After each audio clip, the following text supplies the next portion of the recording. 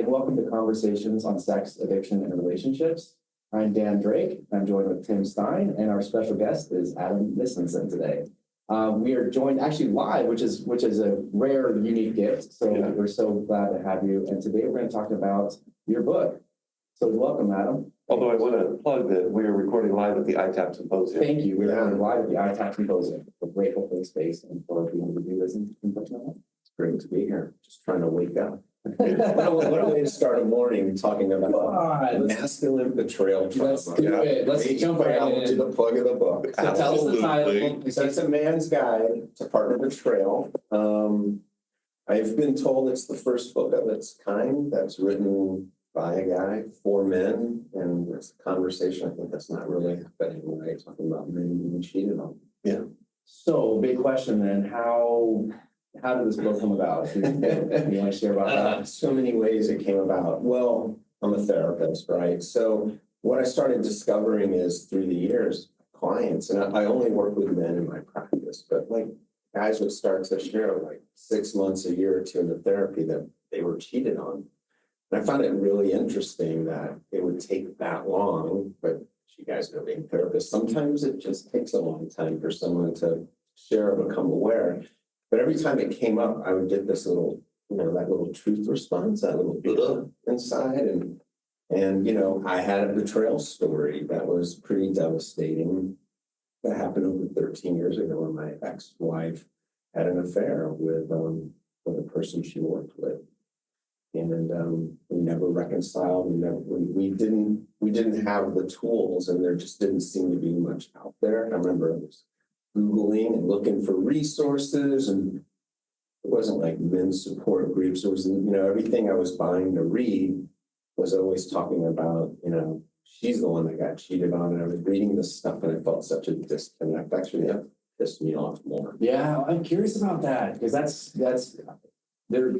I'm guilty of that too. When I've written stuff, it's hard to make it. I was going to talk to you. Thank you. I appreciate it. But we literally had a conversation because we know not all partners are female, but when your pronouns get so difficult and confusing. So we made a choice, Janice and I, and some, to make it she, but we realized that obviously alienates some people and clearly pisses people off, understandably. Yeah, right. Half the population, I guess, or so, thereabouts. And that's the other part, and I'll get to your part of how but there's no real statistics out there on how many men. I know there's a couple people right now and I'm in conversation with that are starting to do this research, but I've heard anywhere it's like 18% of men in committed or marriages are cheated on. And I think they say about 30% for women. But what I do know for the men, it's underreported. Yeah, right. I gotta think it's 30-30, right? Or something like that. I just think guys don't talk about it. They don't want to.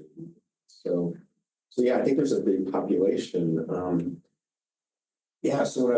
So back to when I was reading those books, it was difficult. It actually made me angry, and I didn't feel like they understood my voice or what I needed to hear. And that was books written for women about what women were experiencing. So that was one of the main things for me is like, if you read this book, it's like a guy talking to guys, and I'm pretty direct at the beginning and say, hey, this is for men. I'm unapologetic about it. And the other thing I did that was really, it felt risky. And then as I did it, it wasn't as risky as most of the chapters I write about my experience. Which what I didn't realize, because I did all my work, it was 13 years. I did therapy. I did through the Mankind Project, I had a brotherhood of men that supported him. So I did all kinds of stuff on it. Yeah. But, over a year ago when I started writing this, I started realizing there's some stuff I didn't think about or I wasn't aware of. And actually I kind of put myself like I was my own therapist, and I realized I did a lot of things wrong. Or maybe I did a lot of things not right. That's a better way of saying it. So, you did it to the best of your ability at the time. Yeah. So, and it's amazing how much I've learned. And so sharing, like in the chapter on ego, I talked about like my ego and the things I went through. And I kind of really realized I went through a lot more than I thought. I think the pain kept me a little bit numb. Well, was that? I mean, you talk about underreporting, men don't talk about this. How was that to step into a space that didn't exist and be vulnerable, open, and not just talk to other guys and their experience, but then even sharing your own experience. Yeah, at first it was hard. Like, this is really my first year, right? The book came out in January. I launched my Betrayal Shrink website in January. And as I'm doing this more and more, it's easier. And actually, I need a big, megaphone. Because actually, I'm ready. I'm kind of like, I'm waiting for like Good Morning America to call me and me pulling in some other therapists and talk about this. Because I think it's so, there's just the stigma. And the truth, what I'm finding, like I just finished a betrayal group of men I led, and all these guys, watching them bond together and cry in front of each other. Unfortunately, on Zoom, they're all over the United States. Right? Yeah. But to hear them talk about a brotherhood and stuff, it's like, if I would have had that, like a couple of these guys, one of them just found out his wife just told him that she is done. And he was like, he reached out to all the guys, he reached out to me, and he was just saying, like, I'm actually in a really good place because I've been doing this with you guys for 2 months. Like, I'm prepared and I know I'm going to be okay. And that's the part, like, I'm like, man, we need to talk about this because there's so many things in the men's health world and mental health that is just not taken care of. And I think it's a shame and it's a tragedy. And I know men that have killed themselves because they because of the shame and ego and stuff. So in your book, what are some of the topics that you're talking about that we haven't been talking about?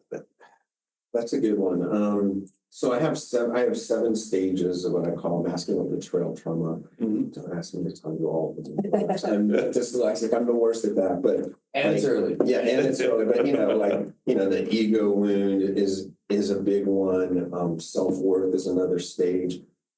The 2 of the stages I think we don't talk about as much. One of my stages is anger, right? And that's just something because anger's kind of taboo. And when I talk to my guys about like healthy anger, they're like, how do you put the word healthy and anger together?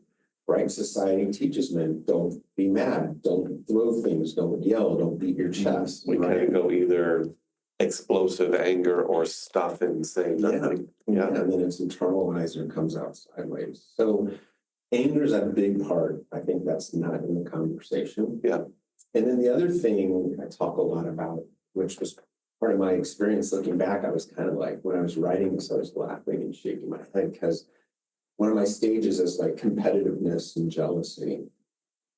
And like some of the things I did, I remember I was conspiring against this guy. I was scheming, right? I was so into my fantasy, my intrusive thoughts. I was like, I'm going to do this to him. Like, I knew his company. I knew he had a girlfriend at the time. I knew all this stuff.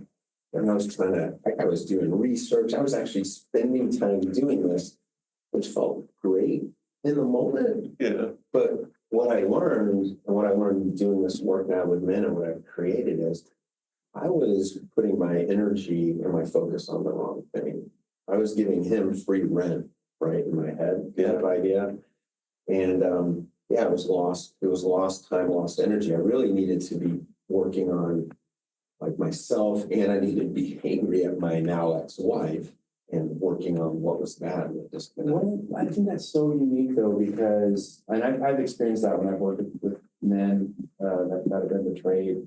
It just feels different. We talked about, safety seeking on the partner side as a female. Mm-hmm. This feels different. It may be part of safety seeking, but safety may not be quite right because you're talking about competitiveness and there's still another focus.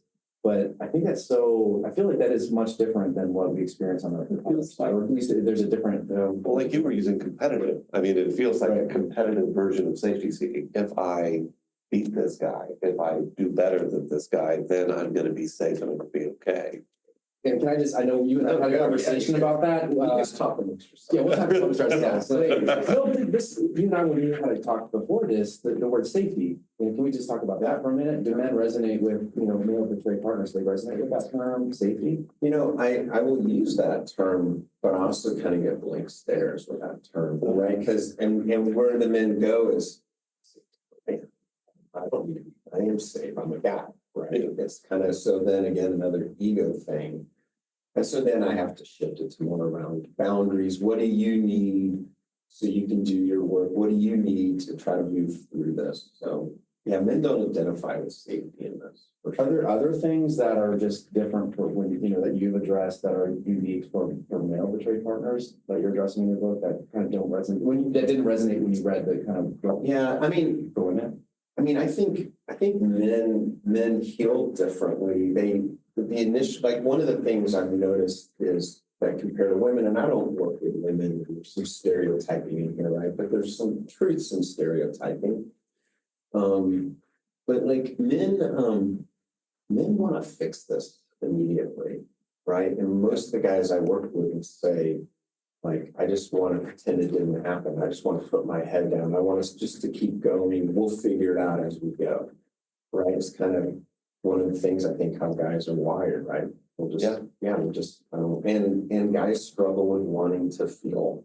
Like in my men's group, that's one of the first things we talk about is permission to cry. And how crying, I think, is the bravest thing you can do as a human. And guys don't see that as bravery. But, one of the things I love about this work is the men that do this work become so much more heart-centered and vulnerable. And they start to learn about how they put up walls and how they keep people out, how they don't speak their emotional truths. And that's the gift in this, and I think there has to be a gift in this kind of work. I think when we have huge trauma in our life, either we get to choose to a certain extent to stay in the trauma, or we get to do the work and we get to learn from it. And, here at the ITAP Symposium, I was at a breakout session and they had stations like, betrayal and anger and all this and what do you identify with, and still went to the betrayal. It's part of me. It will always be part of my story. I'm remarried. My wife knows that story. We talk about that. We're both in this work. She's a betrayal trauma coach for women, right? So it's part of our life and the mission. It will always be there. And that doesn't necessarily have to define me. It doesn't slow me down. It actually now lifts me up, I think. I mean, when you're talking about this, and what resonates with me is how valuable doing this work with the community is. I know when I've worked with men, there's often sort of like that stoic, I'm good, everything's cool. And when I work with a group of men, usually I find like one guy drops and then the rest are willing to follow. And so I'm wondering, you've got this book, and I think that there are so many men out there that will read this and will find it helpful. How helpful do you find it for them just to read it and do this work on their own versus read this and then connect with other men that can walk that path with them? I don't think you can do that. Tell me more. Well, Yeah, sure. Well, my interview question. Yeah, man. It's kind of, I'll use like for sex addiction. I have guys that their whole life they've been trying to do it on their own and it doesn't work, right? They white knuckle it or they have some sobriety and it's up and down. And I just don't, I think you need someone who's trained to help you. I think if you have a brotherhood, I think if you're lucky enough to have a friend or maybe a family member who's really empathetic and good at listening, we can probably navigate it. But again, I think we need tools. And we don't know. And most of the men, like that shutdown, I'll fix it kind of thing, I think part of that is attached to what I call the ego trap, which would be the ego. We get stuck in that. And I want to be seen a certain way and man, and I'll handle this, right? Like I've said in another podcast, there was like, men, we don't ask for directions. But we sure as hell need help with directions, right? Yeah. So, Wait, let's cut that. yeah, I even ignore my GPS sometimes. No, I'm sure this way. Yeah. So, I think, I think in the human DNA, we're social creatures. Yeah. Even for introverts like me, I still need community. I still need my people. I still need to be seen. I need to be witnessed. And I think if you do this work alone, you're going to be feeling. You clearly, this is clearly written for men, clearly men who've been betrayed.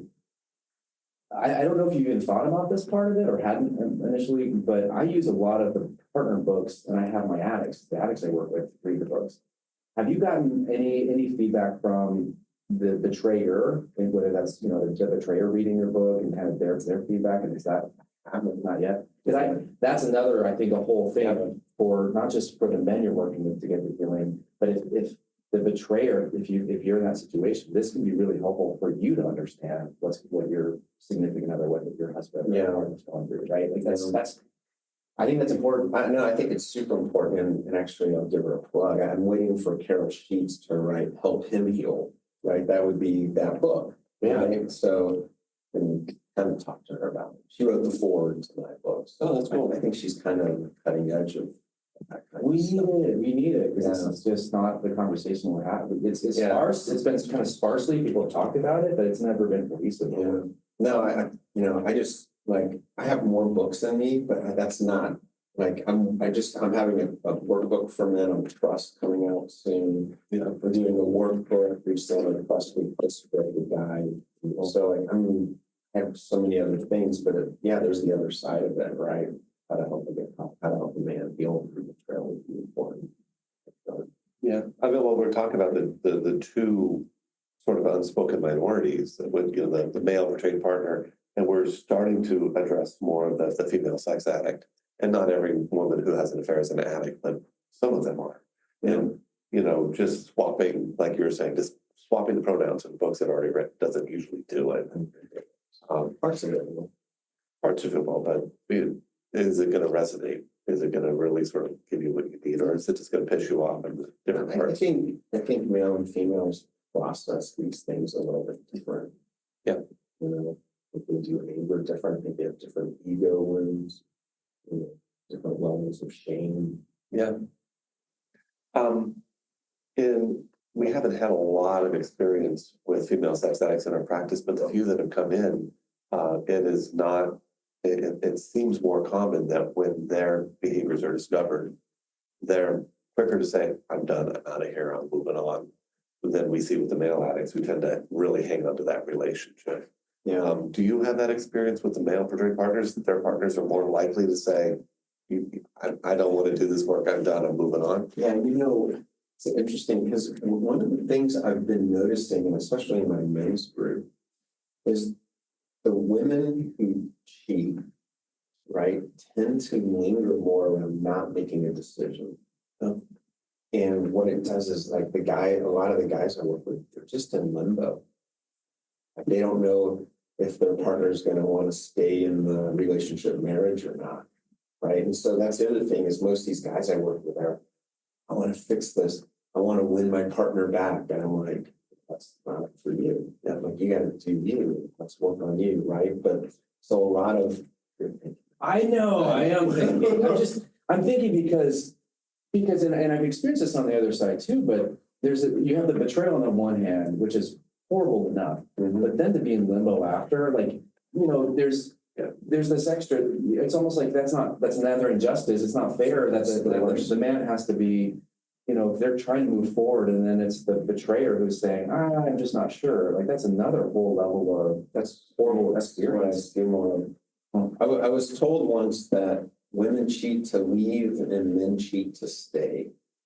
And I think that can also be another stereotype. Yeah. But, when I first heard that, I was like, the more I'm getting deeper into this work and hands-on into it, I'm like, there could be some truth to that. Yeah. But, usually I work both sides of the fence. So I have some of my clients, in my regular therapy practice, they're the ones that, the sexual acting out, the cheating, whatever.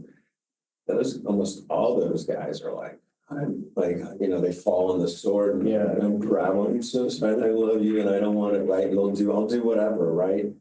But I'm not seeing that as much on the female betrayer side of the story. A lot of leaving guys in limbo, which that does sound like that's painful. So as people are working through your book, I assume that there's some sort of resolution or some sort of package that you're walking them towards. Yeah, I mean, rebuilding, that's like my last stage. Yeah. Right. And it's the gift that I learned in this work. Yeah. is, I've been asked before, would I go through it again? And after I take a deep breath, I actually say yes. Yeah. Right. It was the worst time of my life, and it was the best time of my life. It shook me and it woke me. And that's what I tell the men I work with, that you will grow into the man that you should be. And if you have kids, you're going to get to model to your kids actually what it means to be a man, what it means to be accountable and in integrity and be grounded and centered and know your truth and know how to hold boundaries and to be brave and speak your truth and don't care what other people. That's what I think this does. Yeah, the opportunities that we don't want that we grow from and appreciate later. Yeah, we get to learn and do all the things that maybe our parents, our grandfathers didn't know how to do or how they were trained, and we get to untrain them. One question as we're sitting here in person live after ITAP hours, I'm just curious, we're grateful for ITAP. Can you just share anything, your experience with ITAP so far, anything that you've been resonating with or appreciating about the organization or this conference? Yeah, I think ITAP's definitely at the forefront of all this work, right? No other organization, I think, is really talking about it. And what's interesting is this symposium, what I've loved is so many of the breakouts and the topics are around betrayal. And there seems to be more talk about betrayal than sex addiction. That's what or maybe my lens has changed some the last year or so, but I've noticed that. And I think that's super important. I think relationally, I think at the end of the day, betrayal is one of them. It's a death, and I think it's important to talk about therapy and educate clinicians how to work with it. If people want to find your book, where do they find your book? Where do you find every book? Amazon. Yeah. But you can find the easiest way to find me is betrayalshrink.com. Okay. So that's kind of what I go by now, and the Betrayal Shrink, and gotta get my gear all made and stuff. But yeah. You got any thoughts on your gear? I have images of. I do have some patches. I have some caps that say Betrayal Shrink. Every now and then people ask me about it. And and I have this is my new here. I'll show you. I got my new little patch. Men get that's amazing. Men get cheated on too. Yeah. Right. That's kind of my new little tagline, because when I say masculine betrayal trauma, people aren't sure what that means, or stuff. No, men get cheated on too. Let's say it like it. Let's put it out there. Well, so the book again is A Man's Guide to Partner Betrayal. Adam, thank you so much for joining us today. Thanks for having me, guys. It was great. And if you've enjoyed this conversation, please rate us on whatever app you're listening to us on. Give us a good rating so people can find us and come back.